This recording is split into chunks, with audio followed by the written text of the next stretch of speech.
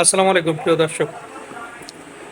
নবম pay scale নিয়ে দীর্ঘদিন যাবৎ আমি কথা বলে যাচ্ছি, কিন্তু এক শ্রেণীর লোক যেটাই বলি না কেন সেটাতে নেগেটিভিটি খোঁজেন এবং সেটাতে নেগেটিভ মানে খোঁজেন। অর্থাৎ তাদের বলা বক্তব্য এরকম যে এই সরকারের আমলে কখনো কখনো পে স্কেল দিবে না, কারণ পে স্কেল এই সরকার দিবে না, এরকম একটা মন্তব্য তারা করতে চান বা করেন। কিন্তু আমি তাদেরকে প্রথমে মনে করছিলাম যে তারা হয়তো কর্মচারীরা হতাশা হয়ে এই ধরনের কথাবার্তাগুলো বলতেছেন।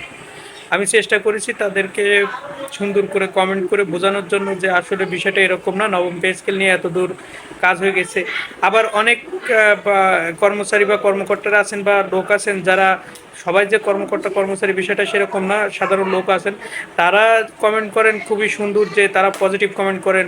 নেগেটিভ কমেন্ট করতেছে বলতে বলতে যে আমি তাদের বিরুদ্ধে বলতেছি, বিষয়টা এরকম না। বিষয়টা হলো তারা যে নেগেটিভ কমেন্ট করে বারবার, সেই সকল লোকগুলো আমি আসলে চিনতে পারছি যে আসলে এই লোকগুলো কারা বা কারা হতে পারে।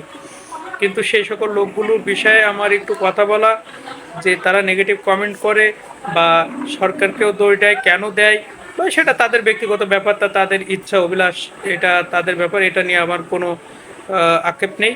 কিন্তু বিষয়টা হলো নবম পে স্কেল বাস্তবায়ন হবে এইটা তারা মেনে নিতে পারছে না।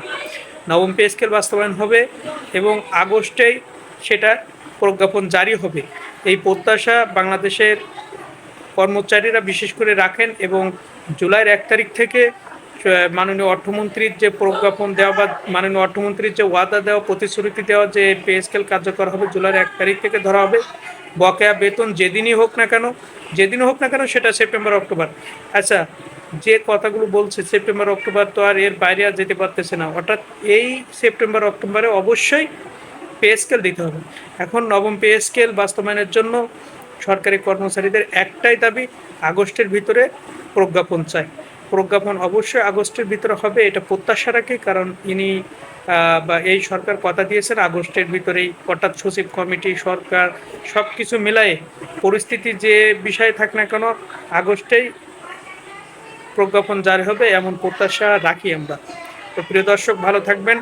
অবশ্যই নবম পে স্কেল বাস্তবায়ন হবে এবং প্রজ্ঞাপন জারি হবে। আসসালামু আলাইকুম।